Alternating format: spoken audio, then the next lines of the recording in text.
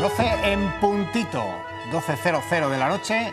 Estamos en Semana Santa en Castilla y León, esperando que nos den paso, que comience esa procesión en Salamanca para irnos en directo hasta la capital charra. Pero mientras podíamos repasar alguna de las noticias semanas-santeras, si me permiten el Me gusta a mí lo de semanas-santeras, a mí me ha gustado, claro que sí. Vamos a repasar algunas, claro que sí. Vamos a Segovia primeramente, porque en el atardecer del martes santo hay que hablar de una procesión que no puede faltar, la procesión de los 5 misterios, con la imagen del Santísimo Cristo de la Esperanza, que es portada costal por una treintena de feligreses.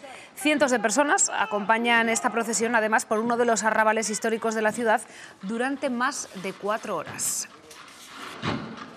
Oído al piso la primera. Bueno, venga, andando. Venga, si tú me llevabas a Segovia, yo te voy a llevar en este caso a León. Venga, me gusta, me apetece, llévame. A la procesión del perdón. Vamos a uno de esos actos curiosos que tiene también la Semana Santa. En este caso ha sido un preso condenado a 3 años de prisión por tráfico de drogas en situación de tercer grado, que recobró la pasada tarde la libertad en la procesión del perdón de la capital leonesa. El locus appellationis, me van a permitir también porque mi latín no es muy allá, ha sido el acto central de esta procesión, en la que otros 14 internos de la prisión de Mansilla de las Mulas y del Centro de Inserción Social han participado como braceros. Los ha recibido el obispo de León. Y, bueno, pues lo que decir tiene que para los internos la participación en esta procesión ha sido una forma de mostrar que merecen esa oportunidad que reclaman frente a los errores del pasado. Y León, desde luego, cumplió con esa cita, como bien dices, y como manda el protocolo, los responsables de la cofradía acudieron al Palacio Episcopal. Tras varias llamadas a la puerta, salió el reo, vestido con túnica y capillo pardos, a recibir el indulto. Y ese locus appellationis, que nos perdone si no lo decimos bien, que se desarrolló pues con música del Orfeón Leonés, dio la libertad a un preso que cumplía en este caso condena por tráfico de drogas. La Semana Santa de León nos ha dejado desde luego imágenes tan bonitas como esta, y también incluso como la de Santo Potajero, que eso me gusta a mí también.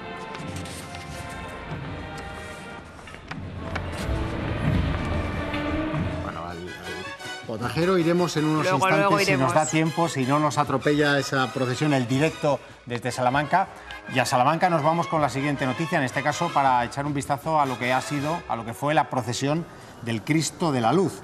Y es que ayer la capital charra vivió uno de los momentos cumbres de su Semana Santa, la salida a la calle de la Hermandad Universitaria, que tiene un sello especial en el año del 800 aniversario del estudio salmantino. Un recorrido por el centro de la ciudad, con parada en el patio de escuelas, para realizar esa solemne promesa del silencio ante el paso del Cristo de la Luz y Nuestra Señora de la Sabiduría. ¿Prometéis el más absoluto silencio desde este momento hasta la conclusión de este acto?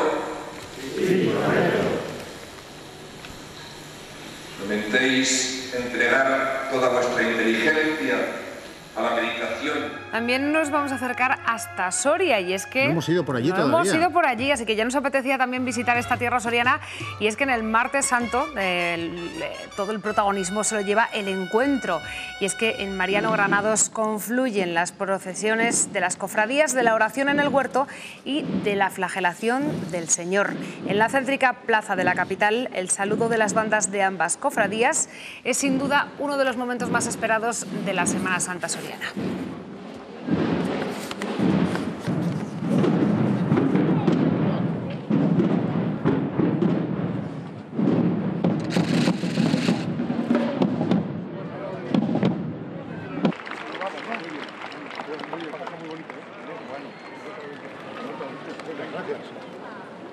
Vamos, chicos.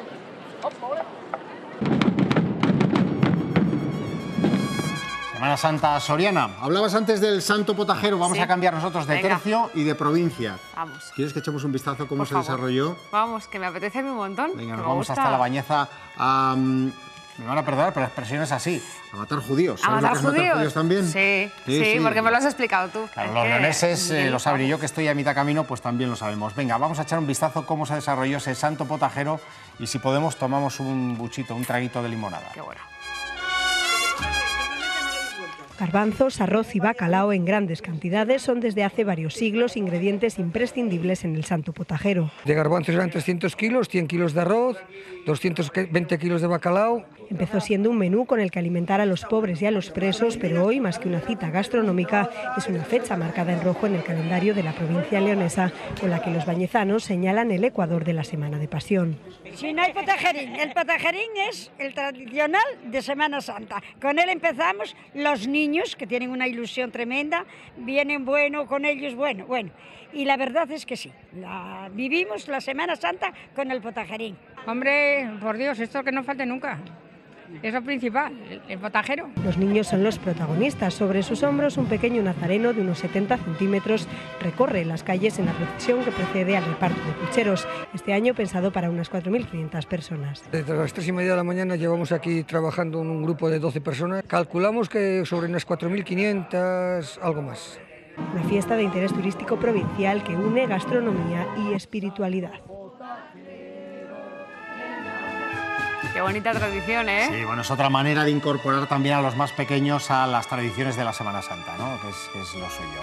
Sí, señor. Te invitaba antes a una limonada. Sí. Si te pregunto cómo se hace la limonada es fácil, esto no tiene mucho misterio, digo yo. Digo yo, no lo sé. O es que aquí la preparan diferente. ¿Cómo es? Bueno, le dan su toque, Ah, pues mira que no lo he visto yo nunca. Bueno, y si no lo saben ustedes, se lo comento. Y es que pasear por las calles de León en Semana Santa y no tomarse un vasito de limonada, pues es prácticamente imposible. Podemos decir que es aquello como la bebida oficial de la Semana Santa en León. Y nosotros tenemos este pequeño reportajito para que vayan tomando nota, y tú también, ¿eh? Venga, yo me lo apunto. El origen de esta tradición tiene múltiples teorías, pero todas ellas la sitúan como la bebida asociada a la Semana de Pasión entre las gentes leonesas, al menos desde el siglo XVI. Y es que las primeras cofradías de las que se tiene testimonio ya utilizaban vino con azúcar. La limonada pasó de esas primeras fiestas privadas de los cofrades a estar presente en los bares con una receta que traspasa generaciones. Yo, desde que empecé con mis padres, ya se empezaba a hacer la limonada. Yo de aquella, te puedo hablar ya del año 58. El arraigo de esta tradición entre los leoneses es tal que es difícil encontrar en Semana Santa un bar que no ofrezca limonada en la provincia, cada una con su toque. Hay muchos hosteleros que ya están utilizando el vino de aquí, porque además tenemos un excelente vino que es el de Prieto Picudo, que aporta unos toques a fresa estupendos. En la Semana Santa leonesa conviven el recogimiento y el lleno absoluto en los bares. La limonada es ejemplo de ello, un elixir capaz de dar fuerzas a los papones que llevan los pasos sobre sus hombros, al mismo tiempo que levanta los ánimos de quienes durante 10 días cambian su habitual bebida por esta mezcla de sencillos ingredientes y secular tradición.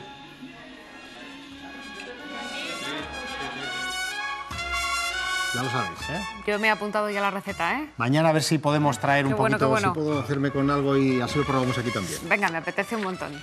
Y ahora, Miguel, nos vamos en directo hasta Salamanca, ¿te parece? Nos manda el directo, nos manda el directo. Nos vamos hasta la procesión de la Agonía Redentora hasta la capital salmantina.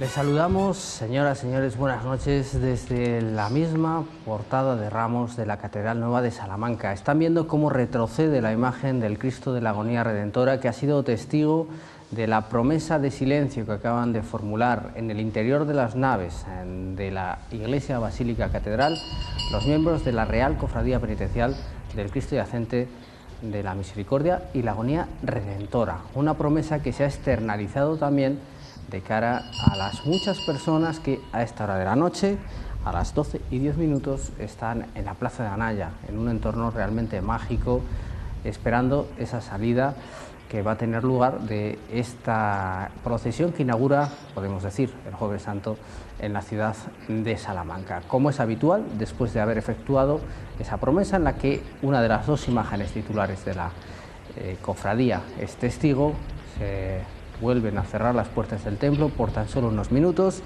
para reconfigurar la procesión e iniciar ya la marcha penitencial.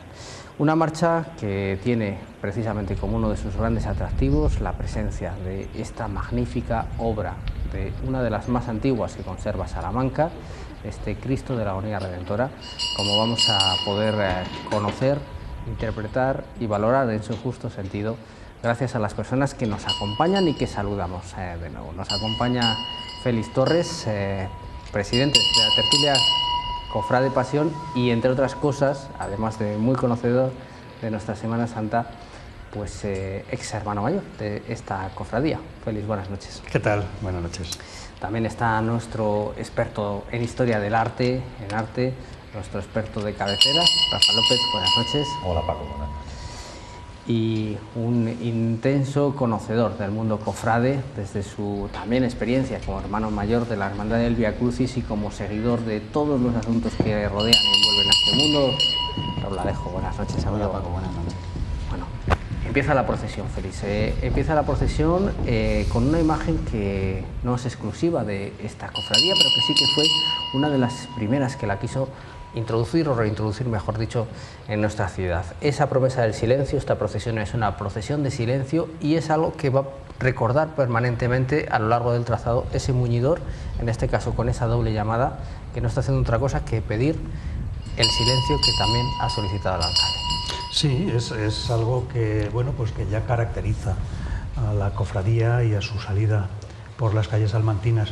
No está desde el principio, pero yo creo que ya lleva suficientes años como para estar consolidado y ciertamente, pues eso, formar parte emblemática del inicio de la procesión de esta cofradía y, como bien dices, pues eso, llamar a silencio al público en las calles de Salamanca, algo que este año se ha puesto de moda. Es decir, tu aplauso es el silencio, es un eslogan que este año yo creo que es algo que deberíamos recordar siempre, porque el silencio creo que es una forma de reconocer cada una de nuestras procesiones. Nuestras procesiones no son procesiones de aplausos, al menos la mayoría de ellas. Quizá haya alguna que sí, que pida un poco más alegría, un poco más de movimiento. Alguna lo admite. Alguna lo admite, ¿no? Pero yo creo que la mayoría de las nuestras, incluso las más coloristas, están más en el recogimiento, están más en el reconocimiento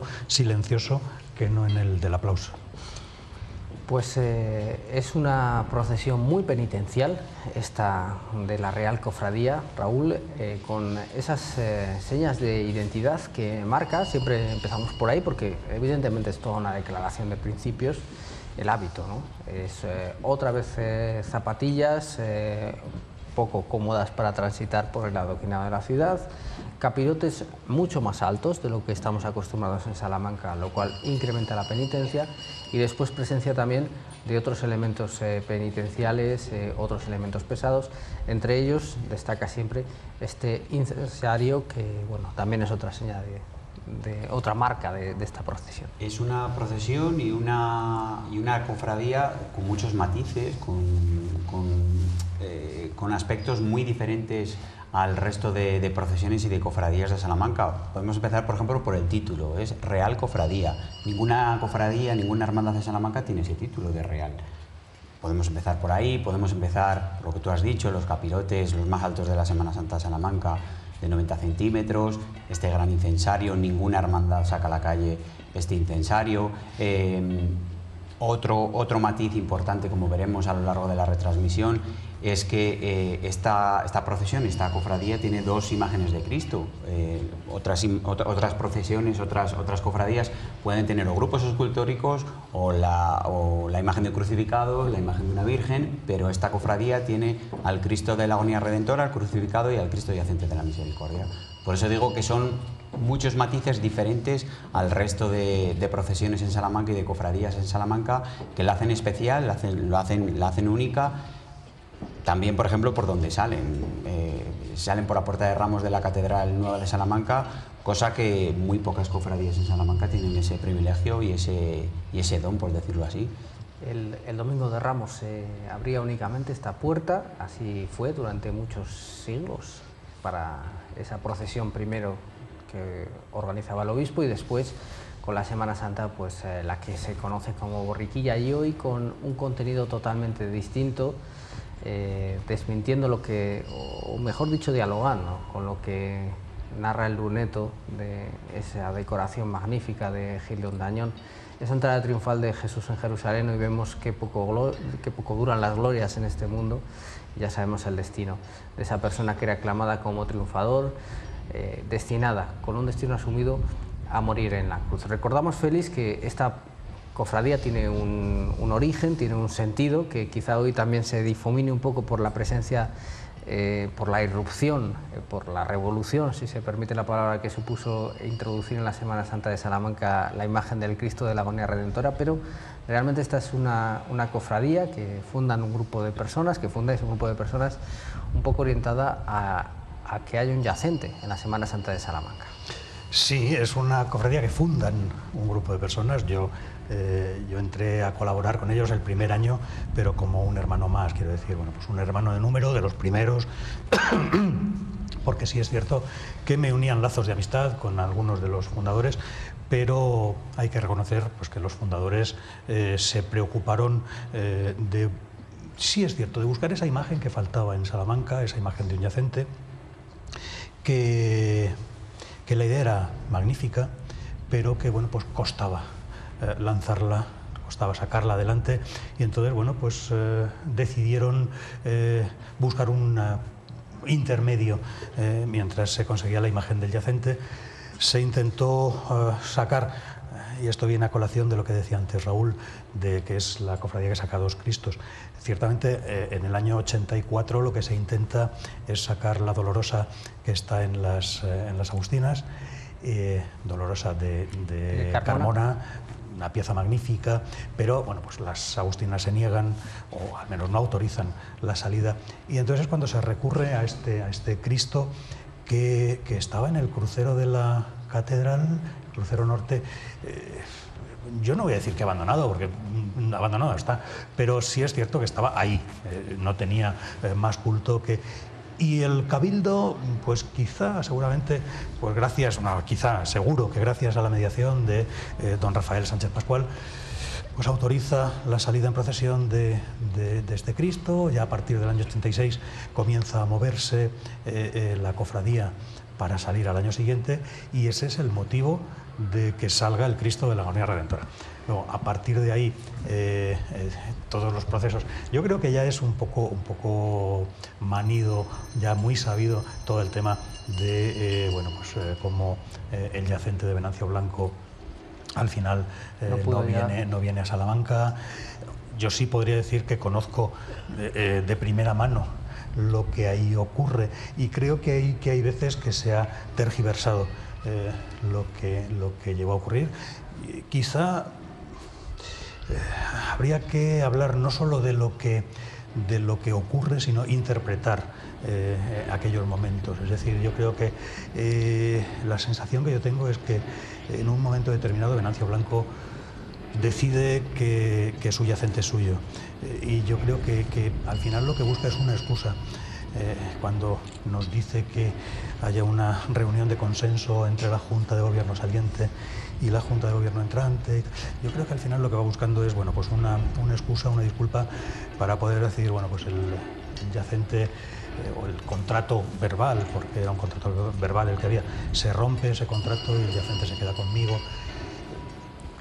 Ahora yo creo que profundizamos cuando aparezca en imagen el Cristo yacente, obra de Enrique Orozco, en este caso, que también merece todo nuestro respeto y dignidad. Y lo digo porque estamos viendo en imágenes esta obra realmente. Yo decía que cambió un poco los planes, ¿no?, de la cofradía cuando se consiguió sacar a la calle, Rafa, esta imagen, y se vio como, bueno, pues, el resultado, el impacto que tenía en una procesión que originariamente empezaba a las 2 de la mañana, que se anticipaba un poquito, pero que en esa madrugada del miércoles al Jueves Santo causó tal impacto en la ciudad, tal expectación, tal redescubrimiento o descubrimiento, porque es verdad, como decía Félix, que estaba bastante en el olvido esta imagen, y claro, que de repente se ha convertido en, bueno, no diría yo en uno de los grandes emblemas de la Semana Santa de Salamanca, quería decir, en uno de los grandes símbolos de esta cofradía, y desde luego en una pieza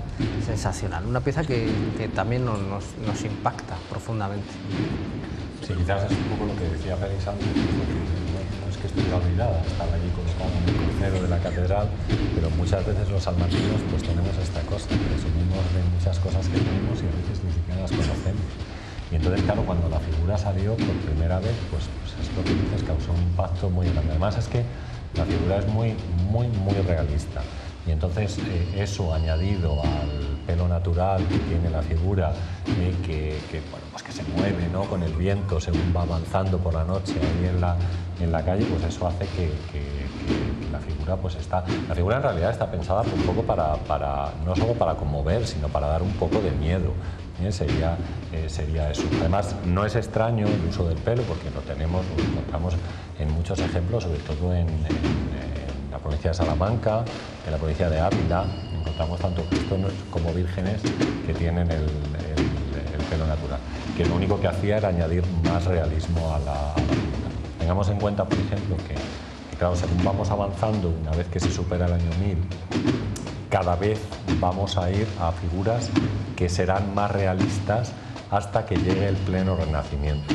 Y yo creo que deberíamos establecer una diferencia, por ejemplo, entre escultores como Diego de Siloé, que trabaja al mismo tiempo que esta figura que se atribuye a Juan de Balmaseda, o el propio Juan de Balmaseda. Es decir, esto es una figura muy realista de un escultor que ha trabajado y se ha formado en España, mientras que Diego de Siloé, siendo español, se formó en Italia y entonces tiene una actitud mucho más contenida en cada una de sus obras, digamos más idealizada, más idealizada. Entonces, bueno, esa idea de conmover a la gente y del miedo, todo esto se junta, porque sabéis que el miedo también sirve para el control, y entonces, bueno, pues se utiliza todo en la figura que tenemos aquí.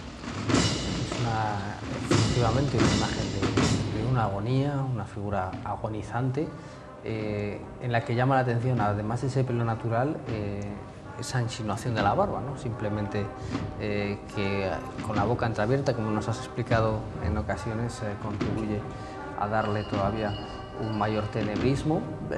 Hay una investigación a propósito de la restauración reciente del Cristo de San Leonardo de Alba de Tormes que ha establecido una posible conexión. Lo traigo a colación porque bueno, estamos celebrando el año del 800 aniversario de la Universidad de Salamanca y todo lo que tiene que ver con ello, y demuestra también la intensa participación que la universidad ha tenido en la vida religiosa y también en la Semana Santa de la ciudad, que este Cristo pudiera ser el encargo a un autor que no sabemos quién es, has puesto un nombre sobre la mesa, para que realizara, no sé si una copia o sí una imagen a inspiración de ese Cristo de San Leonardo que está en Alba de Tormes, y que sería una imagen anterior y quizá no tan perfecta en su anatomía, por lo tal decía yo que hablar de copia pues, no tendría tampoco todo el sentido, pero aquí estamos ante una imagen que, manteniendo esa línea de los patiens, de esos Cristos patéticos, de patetismo hondo y doloroso, pues llega a una culminación, ¿no? Por eso funciona, entre comillas, ese verbo también en la calle. Sí, además yo creo que, como tú comentabas antes, es decir, el tener la boca entreabierta, esta figura acaba de fallecer, o sea, es el momento justo del fallecimiento, acaba de expirar, ¿no?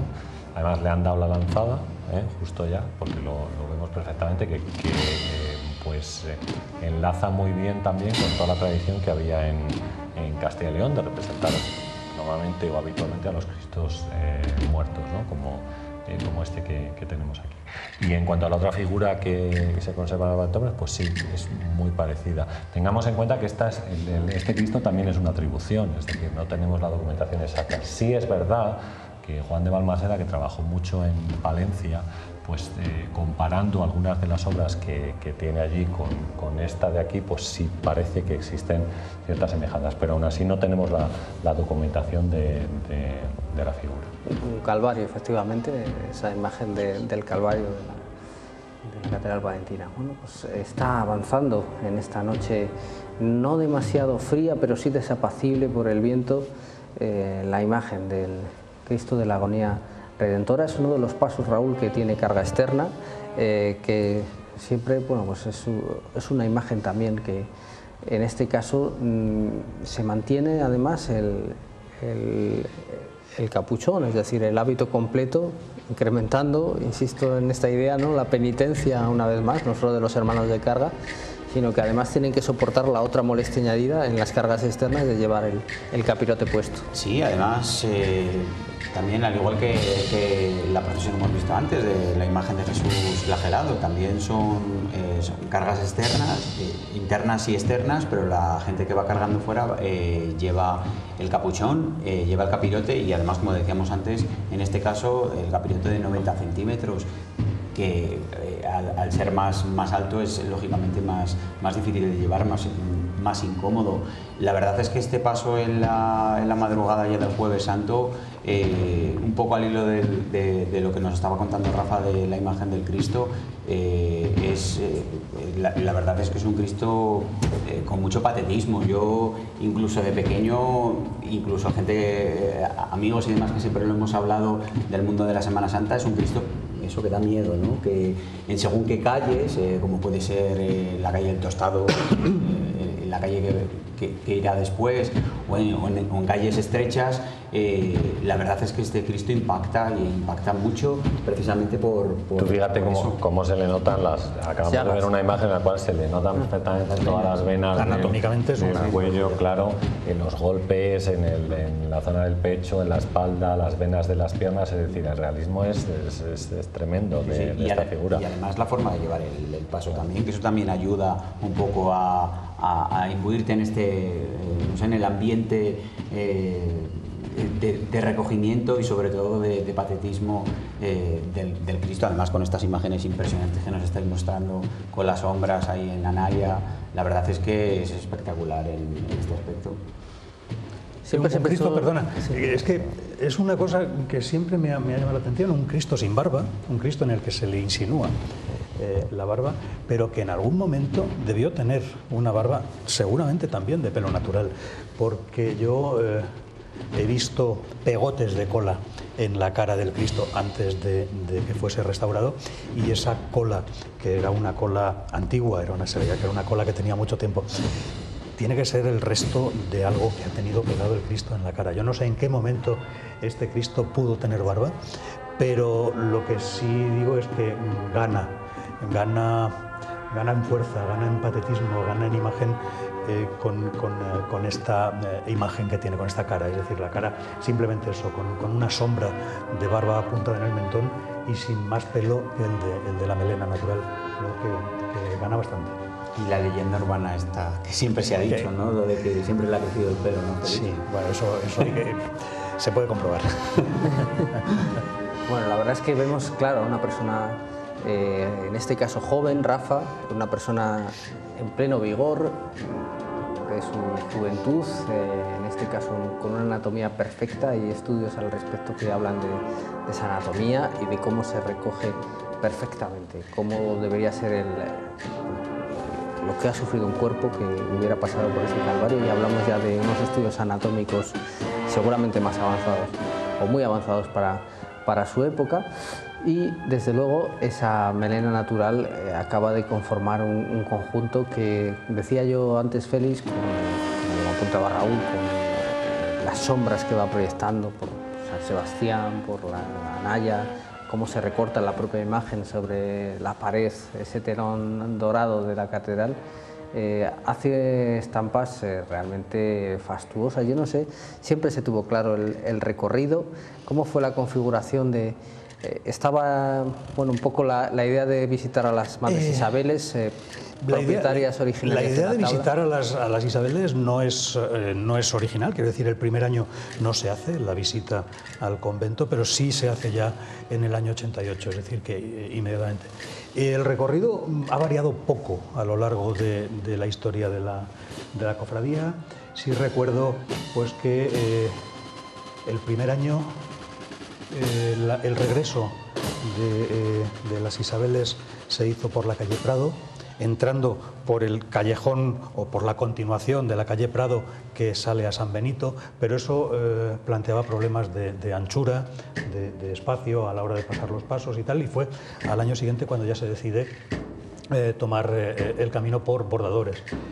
Pero la verdad es que poco más, bueno, pues el cambio de arco en la plaza, es decir, los primeros años iba por la calle Toro para hacer el cambio de turno de los hermanos de carga del Cristo, sobre todo en la calle Especias, y posteriormente se comenzó a hacer, posteriormente se pasó por el arco de la calle Zamora para ir directamente a las Isabeles. Y este año, bueno, pues este año no se atraviesa la plaza y no se visita el convento de las Isabeles.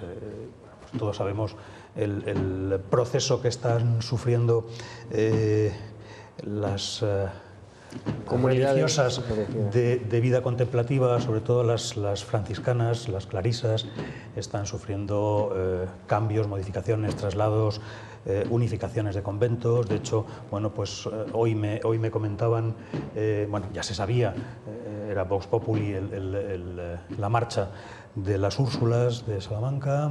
Hoy me comentaban que ya tienen la fecha decidida y de hecho me decían y me han insistido en que lo dijera aquí y por eso lo traigo. Que se va a hacer eso, una misa en recuerdo, en homenaje, en despedida a las monjas el próximo domingo, día 1. Yo creo que, bueno, pues lo mismo ocurrió con el convento de las Isabeles.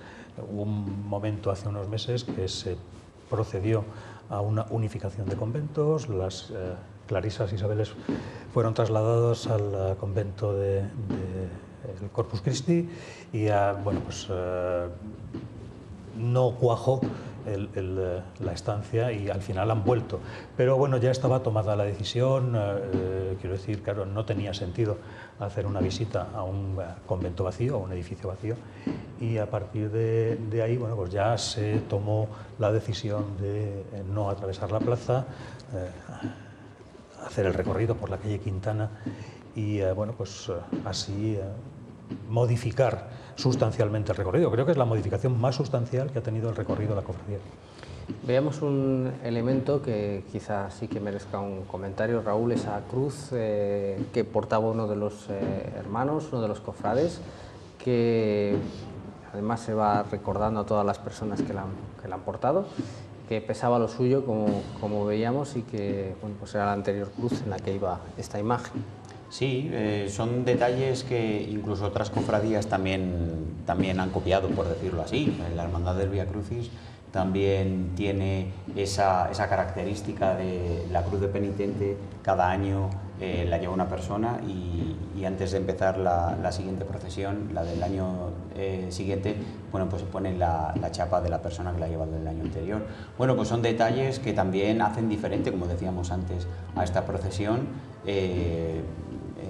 Un poco al hilo de lo diferente de nuestras procesiones, que siempre hemos dicho, ¿no? Un poco de la idiosincrasia, ¿no? de nuestra Semana Santa, que también yo quería comentar un poco también al hilo de lo que decíais anteriormente, de cómo somos los salmantinos, del tema de los aplausos, del tema de todas estas cosas que, como decía anteriormente Félix, se llevan esta Cuaresma. Yo lo he dicho particularmente, porque lo he dicho aquí muchas veces, que a mí personalmente los aplausos no me gustan en nuestras procesiones. Entiendo que en otras procesiones los aplausos van un poco con el carácter de las cofradías y con el carácter de las hermandades en la calle. Pero yo creo que mayoritariamente la Semana Santa de Salamanca debería ser la Semana Santa del silencio, puesto que yo creo que es lo que nos debiera de tener, lo que lleváramos de llevar por bandera, ¿no? El salmantinismo y un poco mirar por nuestra Semana Santa. Es que yo creo muchas veces que los propios cofrades de Salamanca somos poco agradecidos con nuestra Semana Santa, no miramos por nuestra Semana Santa. Bueno, debemos o por lo menos tenerla más en cuenta. Es que yo creo muchas veces que es que no somos agradecidos con ella. Yo creo que es un problema general, quiero decir, no es un problema del salmantino y la Semana Santa, sino que es un problema general del salmantino, sí, y el mundo. Quiero decir, el salmantino es así, o somos así. Yo ya me considero salmantino. Después de tantos años en esta ciudad, me considero más salmantino que muchos de los que han nacido aquí. Pero, claro, es decir, aplausos o silencio, cruz de Vía Crucis o cruz de la Agonía Redentora, si es que está todo inventado. Entonces, tú dices, se ha copiado. Hombre, ¿y quién no ha copiado? Es decir, ¿qué elemento de cualquiera de nuestras procesiones no está inspirado en algo anterior, pero eso es lógico, es decir, es una tradición claro, por supuesto, de siglos y tal. Quizá lo que sí es cierto es que cuando se consolida ese elemento inspirado o copiado, me da igual, lo que tenemos que hacer es mantenerlo como propio, que eso sí es lo que hacen en otras Semanas Santas. Es decir, en otras Semanas Santas, que lo mismo que la nuestra, cuando nacen sus cofradías ya estaba todo inventado. Podemos hablar de cualquiera de las ciudades que nos circundan, con Semanas Santas muy famosas, muy reconocidas, conocidas. Es decir, la Semana Santa en España nace en los años de la posguerra. Y por mucho que le queramos dar una inspiración de preconciliar, nace cuando nace. Ahora, si ese estilo, si esa esencia la asumes como tan tradicional, que es de toda la vida, que es lo tuyo, que es lo que defiendes, que es lo que mantienes, eso es lo que verdaderamente te da la esencia tuya, la idiosincrasia o la identidad, esa identidad que muchos dicen que no tiene nuestra Semana Santa. Yo creo que sí la tiene, lo que pasa es que la defendemos poco.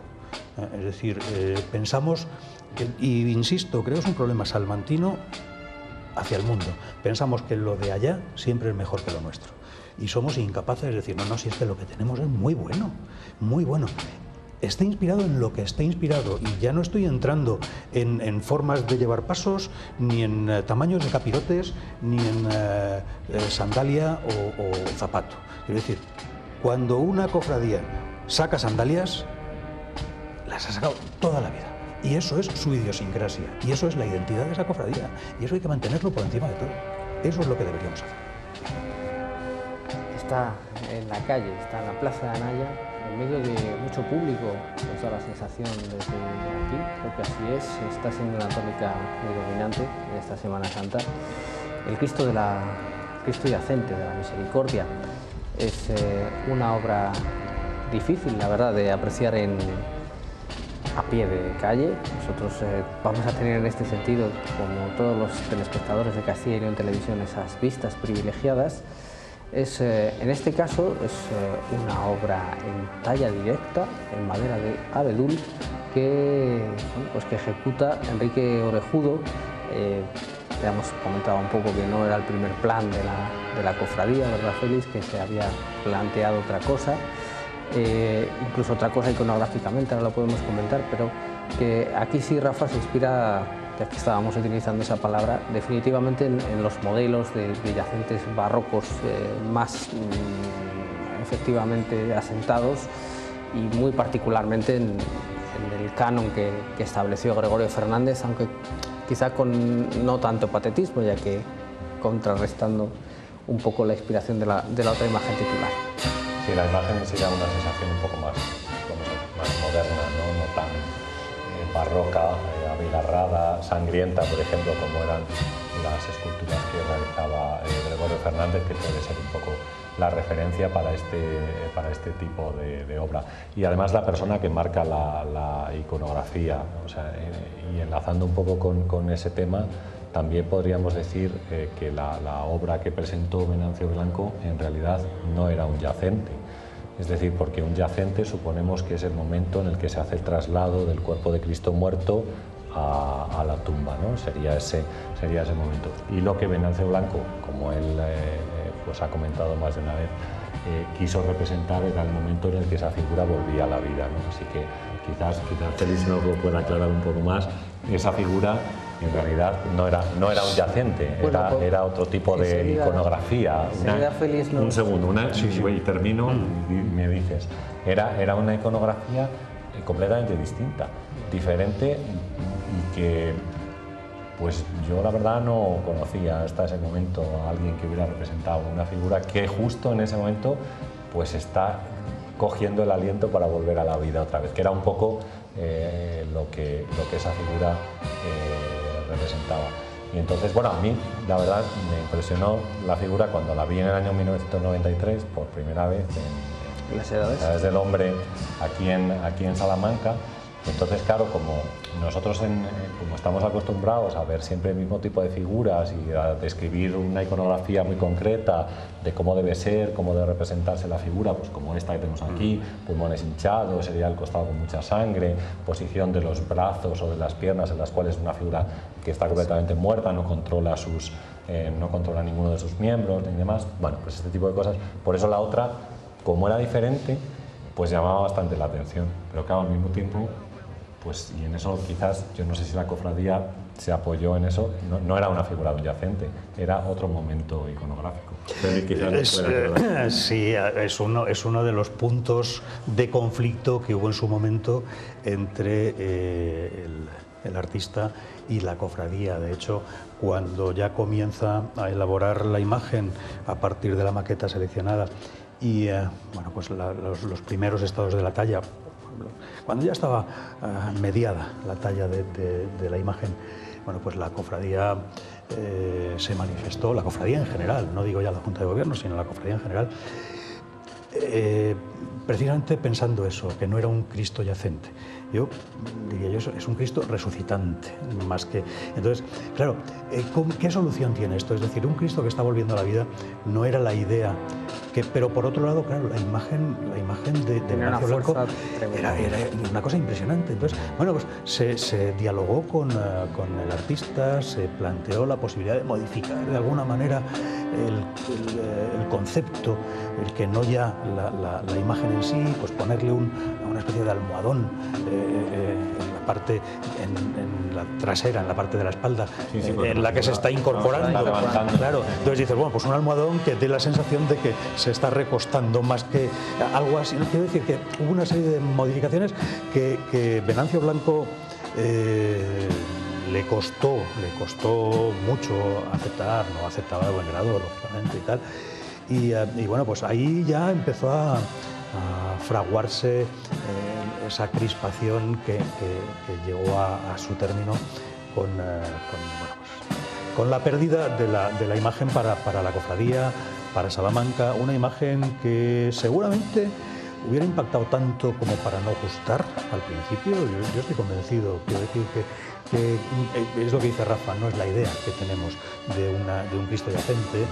Entonces hubiera sido algo escandaloso. Revolucionario. Sí, pero yo creo que al final, si hubiera venido, si lo hubiéramos tenido aquí, al final se hubiera consolidado como tal imagen.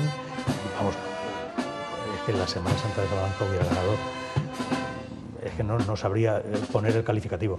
Es posible, insisto siempre, que todos estos comentarios, bueno, que hacemos, como seguramente todos los telespectadores de Castilla y León Televisión sepan, por el reciente fallecimiento de Venancio Blanco, a cuya familia mandamos un abrazo desde aquí, que lo pone otra vez este asunto, efectivamente, que va y viene en cada miércoles santo sobre la actualidad, y nunca desdoro de Enrique Orejudo, que fue el artista definitivamente escogido para desarrollar esta obra que estamos viendo, que tiene otra orientación, otro canon distinto, y a la que también hay que darle el mérito que subrayaba yo al principio. Esta obra está realizada en talla directa, en madera de abedul, astilla a astilla, a golpe puro y duro de gubia, que ya no es tan habitual. De hecho, sin que eso vaya en ningún menoscabo de su calidad, la obra de Venancio Blanco es un modelado en escayola que luego realiza en madera efectivamente un pantógrafo.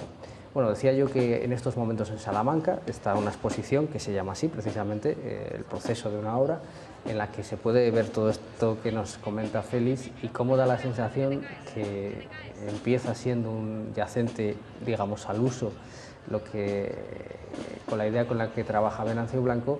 Lo que pasa es que en ese proceso pues fallece su hermano y gran compañero y confidente de taller, y a partir de ahí el cambio espiritual, el cambio interno, el enorme impacto, y para asimilar la noticia, Venancio empieza a trabajar en la idea de la resurrección, y ahí es donde se produce la mutación, y la maqueta creo que es la número 7, si no recuerdo mal, de las 11 que realiza, es la que de repente introduce ese cambio de yacente a Cristo que vuelve a la vida, efectivamente, como muy bien explicaba Rafa, incorporándose en ese primer soplo de vida, y por una obra que va a quedar para la ciudad, la siguiente que hace, Cristo llamado al Padre, que es ya en un diálogo un instante posterior, en la que el propio Jesús parece decirle al Padre: ¿qué más quieres que haga en este mundo?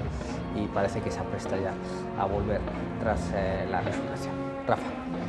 No, simplemente enlazando con lo que estaba diciendo también antes, ya que lo tenemos aquí, hay una pintura que está en Salamanca que a mí me sorprende mucho por la posición que adopta la figura de Cristo, porque antes hablábamos de que es una figura que no controla ninguno de sus miembros, entonces las posiciones, tanto en las manos como en los pies, pueden resultar algo extrañas. Hablo de la piedad que pinta Rivera en la iglesia de la Purísima y que bueno, que yo creo que marca también un poco con esa línea en una especie de zigzag el cuerpo de Cristo, como la colocación de las piernas pues no controla para nada ninguno de sus miembros. Es una pintura también sorprendente, siempre nos fijamos mucho más en la Purísima que está allí porque es mucho más grande y quizás es la obra más conocida, pero la piedad que pintó Rivera es maravillosa también como modelo iconográfico de una figura, como decimos, que no es capaz de controlar sus miembros porque acaba de morir, ha fallecido. De hecho, planteaba precisamente en la revista Pasión en Salamanca, la revista escrita de la tertulia Cofra de Pasión que preside Félix, el profesor Javier Casaseca planteaba como hipótesis que fue la gran inspiración de la imagen de Nuestra Señora de las Angustias, que es una piedad, pero que, al contrario de la imagen de Carmona, efectivamente presenta ese zigzagueo en las piernas del hijo muerto, que podría estar basada en esa pintura de Rivera. Bueno, el arte que siempre conversa entre sí, sobre todo las grandes obras, y aquí lo que tenemos, Raúl, es un momento que también dice mucho de ese afán de la ciudad, de las personas que vienen para poder entender en todo su significado las obras, incluso superando esas dificultades que decía de contemplación. Veían como las escaleras del Colegio de Anaya estaban pues llenas de personas que aprovechan, digamos, ese desnivel para poder contemplar una imagen que además de todo, y recordando pues todo su proceso, al final es una imagen también muy tierna. A mí me resulta muy tierna, es una imagen tan contenida, técnicamente bien realizada, es una imagen muy tierna. Sí, un poco lo que decíamos antes, el hándicap que tiene esta imagen es precisamente eso, que está excesivamente alta para poder contemplarla a nivel de calle. Yo creo que de las mejores posibilidades para observar al Cristo yacente de la Misericordia es precisamente en las diferentes alturas que tiene la plaza de Anaya. Para explicar un poco a la gente de Castilla y León que esta plaza de Anaya tiene diferentes tramos de escalera, entonces cuando llega la Semana Santa se ponen unas rampas para poder salvar esas escaleras, y al tener diferentes tramos de alturas son muchas las personas que aprovechan, tanto fotógrafos y demás, para poder observarla mejor. Bueno, pues ha avanzado la Real Cofradía, hemos visto salir a la calle esa imagen excepcional del Cristo de la Agonía Redentora. Ahora también sigue su camino con ese nuevo trayecto que estrena este año, el Cristo yacente de la Misericordia, y así se lo hemos contado a todos los espectadores en Castilla y León Televisión. Félix, muchísimas gracias por tus recuerdos y por tus aportes y reflexiones. Rafa, muchas gracias por la clase. Gracias. Y Raúl, muchísimas gracias por tus vivencias, siempre desde la sinceridad y la honestidad. Nosotros nos despedimos aquí. Ha sido un verdadero placer llevar hasta sus casas una de las grandes procesiones que nos deja la Semana Santa de Salamanca. Buenas noches.